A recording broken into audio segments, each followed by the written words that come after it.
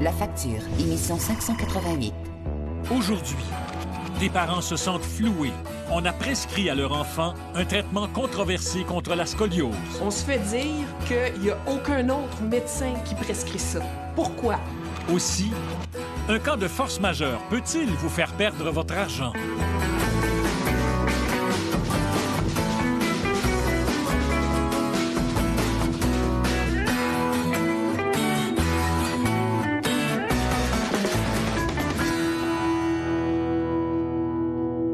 Bonsoir, bienvenue à La Facture.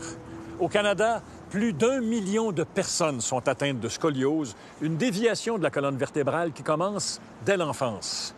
Au milieu des années 90, un éminent chirurgien orthopédiste de l'hôpital Sainte-Justine a inventé un traitement présenté comme très prometteur.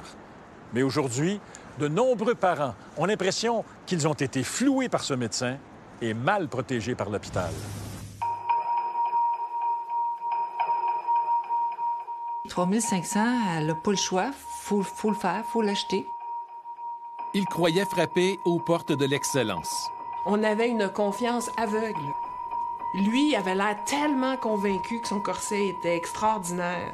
Ils ont été reçus par un couple de médecins, obnubilés par leur invention, le SpineCore. La première question que je me pose, c'est quel est le niveau d'encadrement qui s'est passé dans cet hôpital?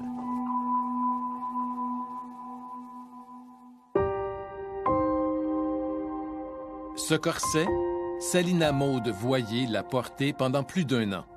Elle est atteinte de scoliose, une déviation de la colonne qui affecte dès l'enfance jusqu'à 3 % de la population. Lorsqu'elle se présente pour la première fois à l'hôpital Sainte-Justine, Salina Maude et sa mère, Brigitte Beaulieu, sont accueillies par le chirurgien orthopédiste Charles-Amelin Rivard.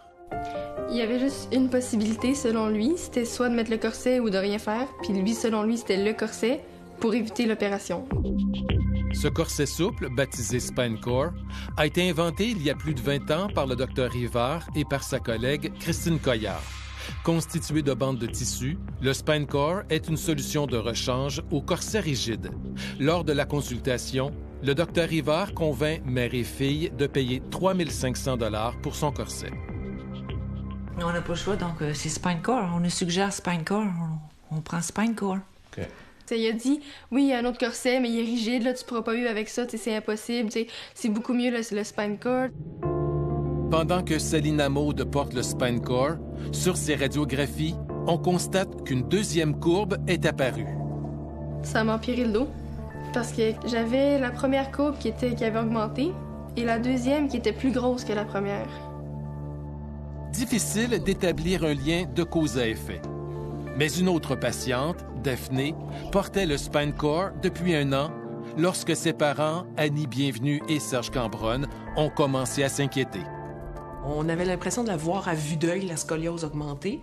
Daphné avait des inconforts, des marques vraiment ici dans le cou. Ça serrait beaucoup trop le gilet qu'elle portait. Elle a grandi très, très vite.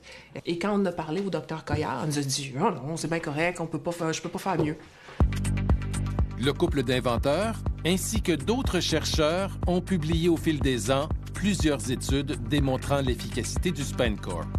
Mais ce corset souple ne fait pas l'unanimité dans la communauté scientifique. Est-ce que la courbe s'est améliorée au cours du traitement SpineCore? Non, elle a augmenté. Elle a augmenté, oui. De beaucoup. De plusieurs degrés. Ses parents vont découvrir qu'ils ne sont pas les seuls à avoir des doutes. Les propres collègues du Dr Rivard ont tous abandonné le SpineCore. Marc Girard, le directeur des affaires médicales, a accepté de nous rencontrer. Au départ, il y avait certains autres orthopédistes qui prescrivaient le corset souple, mais rapidement, les orthopédistes ont adhéré au corset rigide. Pourquoi? Considérant que pour eux, ils le trouvaient plus efficace que le SpineCore. Après l'avoir essayé, les orthopédistes de Sainte-Justine ont conclu que le SpineCore était loin de tenir ses promesses. Je vous dirais que l'évolution a démontré que SpineCore n'était pas à la hauteur des attentes.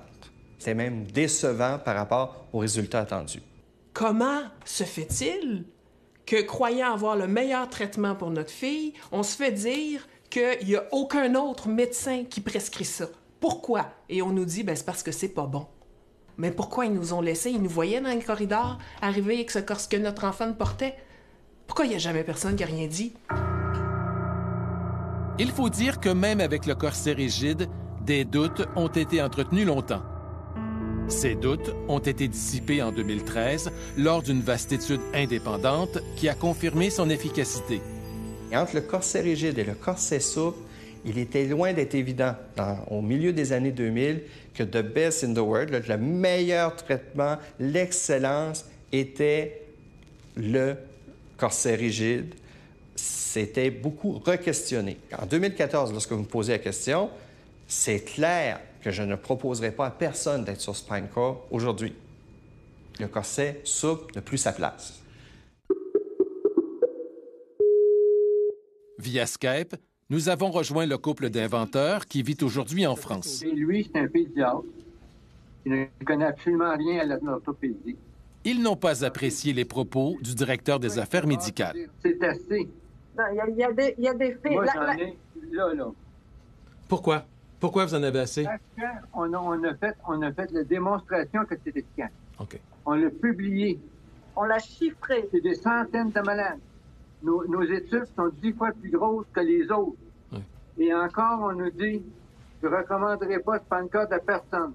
Quel droit ces gens-là ont-ils de dire ça?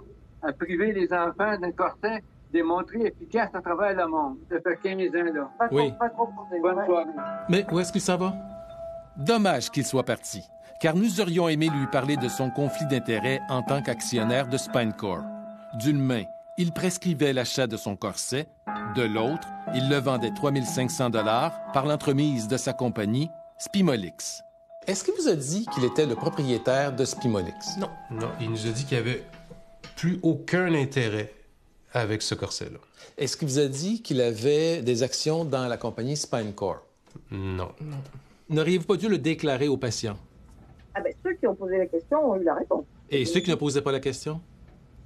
Ben, si on ne vous pose pas la question, vous savez, vous avez d'autres choses en tête quand vous avez un patient que d'ouvrir une ombrelle grande comme ça pour vous protéger, soi-disant, de je ne sais pas quoi. Tout ce que vous avez en tête, c'est faire de votre mieux pour que le patient aille bien.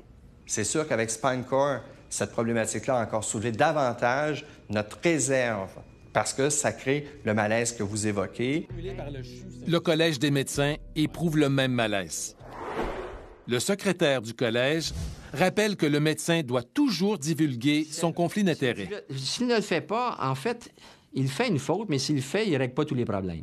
Parce que ce n'est pas parce qu'on divulguerait quelque chose que ça enlève le conflit d'intérêts. Le problème, c'est pas le fait de le divulguer ou de ne pas le divulguer, c'est d'avoir le conflit d'intérêts. Moi, je trouve que ça devrait être illégal. Il nous a fait une vente d'un outil, en fait, d'un médicament, un traitement, une orthèse, que à son propre bénéfice.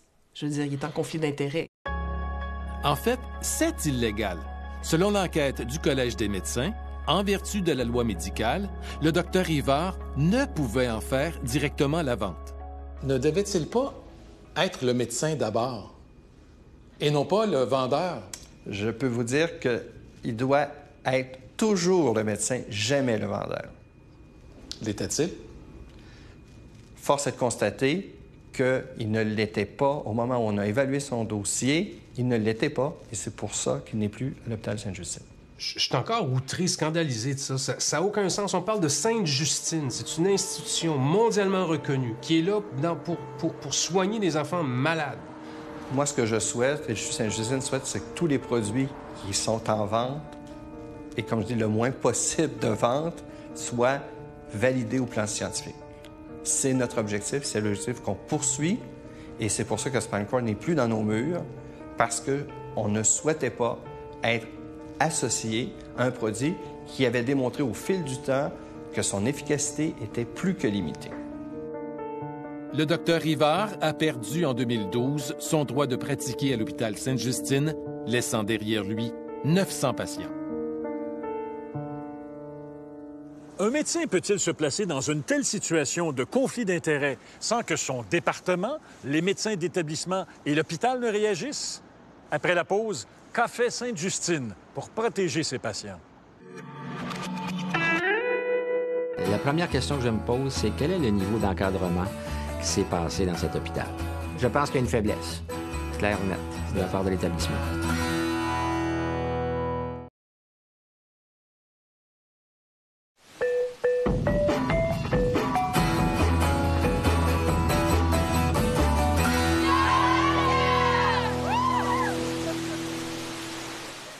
Sainte-Justine, c'est plus qu'un hôpital, c'est une garantie.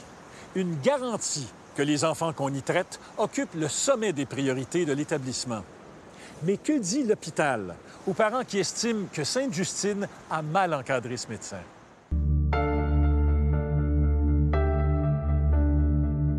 Le chirurgien Charles-Amelin Rivard a mené une longue carrière à l'hôpital Sainte-Justine. Il a même été chef du département d'orthopédie. Mais avec le SpineCore, la direction s'est mise à avoir des doutes sur lui. Elle a donc analysé les dossiers de ses patients. Des surprises l'attendaient. Il y avait suffisamment d'écart pour se dire il y a quelque chose qui se fait qui n'est pas le standard d'une bonne pratique médicale telle qu'attendue au CHU Sainte-Justine. Selon l'enquête de la direction, le docteur Rivard était biaisé dans l'analyse de ses patients. On n'a pas d'autres explications qu'on peut fournir lorsqu'on regarde le comportement que c'était pour favoriser l'utilisation de SpineCore. Comme le docteur Rivard a quitté l'entrevue, c'est Christine Coillard qui répond à sa place. Selon elle, si le SpineCore était plus souvent utilisé, c'est parce que certains enfants ne voulaient rien d'autre qu'un corset souple. L'enfant refusait ou le corset rigide ou la chirurgie ou les deux. Donc, si vous voulez, qu'est-ce que vous voulez qu'on fasse? Qu'on fasse rien? Le directeur va plus loin. Certains patients du docteur Rivard ont été traités avec le SpineCore pour rien. Il y a des patients qui ont eu le SpineCore et qui auraient dû avoir soit un autre traitement ou de ne pas avoir le SpineCore. Rien du tout. Ou rien du tout. Comme on peut le lire sur cette lettre, l'hôpital Sainte-Justine a alors pris des mesures drastiques en suspendant ses privilèges d'exercice. Autrement dit, le docteur Rivard a perdu temporairement son droit de pratiquer à l'hôpital Sainte-Justine. Confronté par la direction, il a alors remis sa démission. Moi, j'ai dit, personnellement, là, je ne veux pas embarquer dans une bagarre quelle qu'elle soit. Lui, toi, tu ne peux plus. J'ai dit, là, c'est la retraite.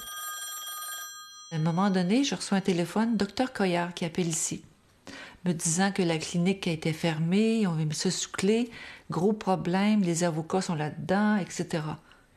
Puis elle me suggérait d'appeler docteur Rivard pour compatir avec lui. Je peux vous envoyer une liste de chiropraticiens pour poursuivre le traitement de Daphné. Des chiros? Oui, d'une liste de noms de gens qui connaissent le SpineCore, qui peuvent continuer le traitement de Daphné. Et là, mais moi, je suis à Sainte-Justine, je veux un autre médecin. J'ai trouvé ça assez douteux. On parle d'un orthopédiste, puis on s'en va en chiropraticien. Qu'est-ce que vous pensez du fait qu'à l'intérieur de l'hôpital, on ait recommandé aux patients du Dr Rivard d'aller consulter un chiro plutôt qu'un autre orthopédiste? Totalement. On était frustrés, fâchés, parce que ces gens-là devaient quitter l'hôpital. Donc, je ne vous cacherai pas, on était obligé de barrer la porte et on était obligé de confisquer ces listes-là rapidement et de s'assurer qu'il n'y avait pas de liste parallèle qui avait quitté l'hôpital. C'est ici, à la clinique SpineCore de Montréal, que plusieurs patients du Dr Rivard ont été référés par Christine Coillard. Ça devrait être un prix Nobel de la médecine. Le Dr Rivard? Oui, et le Dr Coillard également. Louise Marcotte, docteur en chiropratie, est propriétaire de cette clinique. Moi, j'ai vu jusqu'à 90 % d'efficacité, c'est-à-dire on arrivait à stabiliser ou à corriger la courbe. Contrairement aux orthopédistes de Sainte-Justine, elle croit dans la valeur thérapeutique du corset souple. Ici, on lui a installé son SpineCore et la courbe est passée de 21 à 6 degrés. Et on remarque à quel point sa posture est beaucoup mieux alignée. Le SpineCore est aujourd'hui vendu dans 19 pays. Mais comme l'hôpital Sainte-Justine n'a pas obtenu les preuves d'efficacité dont parle Louise Marcotte, le corset souple ne fait plus partie des traitements. Quant au Dr Rivard, non seulement la direction l'a poussé vers la sortie, mais en plus, elle a porté plainte contre lui au Collège des médecins, tout comme l'ont fait les parents de Daphné et de Salina Maud. Parce qu'il prend sa retraite de Sainte-Justine, ça ne veut pas dire qu'il ne peut pas continuer d'avoir une pratique médicale ailleurs. Donc, on a avisé le collège immédiatement que nous étions inquiets de la conduite du Dr Rivard. Même si le syndic lui reproche d'avoir manqué à ses obligations, le docteur Rivard ne sera pas importuné. Ayant quitté le Québec pour la France, il n'est plus membre du Collège des médecins.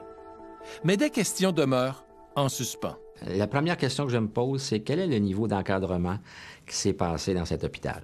Je pense qu'il y a une faiblesse, claire ou nette, de la part de l'établissement. N'avez-vous pas échoué dans l'encadrement de la pratique du docteur Rivard, actionnaire de SpanCor? Je vous dirais qu'on aurait peut-être pu mettre des mesures plus rapidement, mais malheureusement, les données que nous avions dans la conduite du docteur Rivard ne nous permettaient pas de prendre des mesures beaucoup plus rapides que ça. Comme directeur des affaires médicales, je n'ai pas la capacité d'expulser, de congédier un médecin. Alors, je tiens à rappeler qu'un médecin, c'est une entreprise privée dans un hôpital. Moi, je pense qu'il n'y a pas eu d'encadrement. L'aventure du SpanCor à l'hôpital Sainte-Justine s'est terminée après 20 ans dans la disgrâce. Oui. Pour le professeur Rivard, c'est quelqu'un de très sensible, comme je l'ai dit, qui a traité ses patients comme ses propres enfants. Venir lui dire qu'il a porté ses preuves, là, c'est quelque chose qui le démolit. Et maintenant, on vient de lui dire, ben là, ce que vous avez fait, ça vaut rien.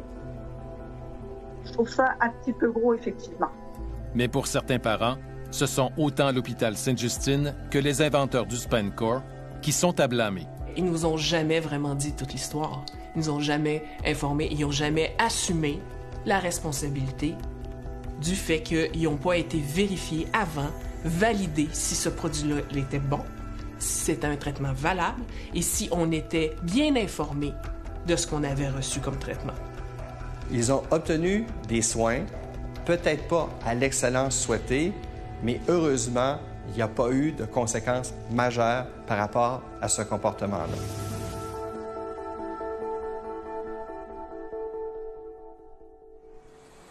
Le SpanCor est toujours vendu par certaines cliniques chiropratiques du Québec et d'autres provinces.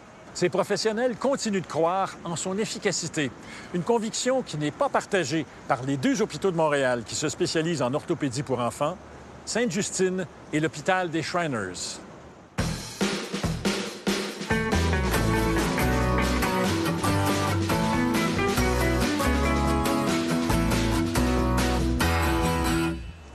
Le jeu du vrai ou faux maintenant. Hydro-Québec vous réclame un paiement pour votre consommation d'électricité d'il y a 14 ans, en l'an 2000. À l'époque, vous avez habité le logement visé durant 1 an. Hydro vous explique que le compteur avait été manipulé avant votre arrivée et donc que vous avez payé votre électricité moins cher. Alors, vrai ou faux, Hydro-Québec peut vous envoyer une facture pour une consommation d'électricité qui remonte à 14 ans. La réponse après la pause.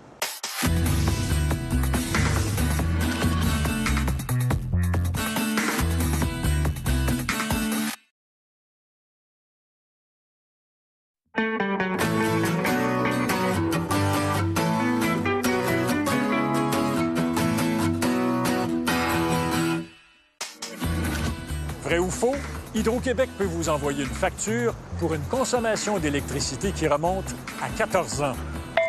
Vrai. Dans le cas de la manipulation d'un compteur, Hydro-Québec peut réclamer toutes les sommes dues à chaque client à partir du moment où le compteur a été altéré. Mais ne vous en faites pas, cette électricité, vous l'avez consommée, il est donc normal que vous la payiez. Pour nous joindre dans la région de Montréal, composez le 514-790-2636 ou de l'extérieur de Montréal, le 1-800-790-2636. Vous pouvez aussi visiter notre site Internet. Vous payez pour un service, mais le fournisseur est incapable de vous rendre ce service à cause d'un événement à la fois irrésistible et imprévisible, un ouragan par exemple. On appelle ça un cas de force majeure. Question, perdez-vous votre argent dans un cas comme celui-là? Ce soir, le fin mot de l'histoire sur la force majeure versus votre portefeuille.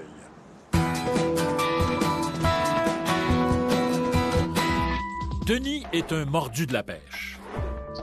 Chaque année, en mai, il réserve sa fin de semaine de pêche dans une pourvoirie. Ce printemps, sa facture s'élève à 1 000 $. Il a déjà versé un acompte de 300 $. Mais Denis reçoit un appel de la pourvoirie. Son voyage de pêche est à l'eau, ou plutôt sur la glace, le lac est encore gelé. La pourvoirie lui offre d'autres dates, mais aucune d'entre elles ne fait son affaire. Denis demande à être remboursé, mais la pourvoirie refuse en disant qu'elle peut offrir le service à une autre date. Qui a raison? Un lac gelé à la fin mai, c'est imprévisible. On appelle ça une force majeure. Et selon le Code civil, cette force majeure libère la pourvoirie de son obligation d'offrir un séjour de pêche à Denis à la date prévue. Mais, toujours selon le Code, la même chose est vraie pour Denis. Rien ne l'oblige à changer les dates de son voyage. Il est donc dans son droit de demander le remboursement de la somme qu'il a déjà versée. Le fin mot de l'histoire, une pourvoirie ne peut pas rester de glace face à ce genre de réclamation. Voilà, c'était la facture. Où que vous soyez au pays, de l'île de Vancouver à Terre-Neuve, merci beaucoup d'avoir été là. Voici des extraits de ce que vous verrez la semaine prochaine.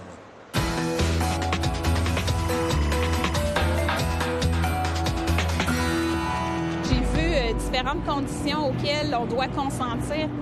Autorise les applications à accéder en lecture à tous les événements de calendrier stockés sur votre appareil. Doit-on s'inquiéter des applis mobiles qu'on télécharge? Y compris ceux de vos amis ou collègues. L'application le met, vous ne vous en rendez pas compte. Je suis très surpris que vous m'appreniez ça. Je trouvais que c'était quand même assez intrusif.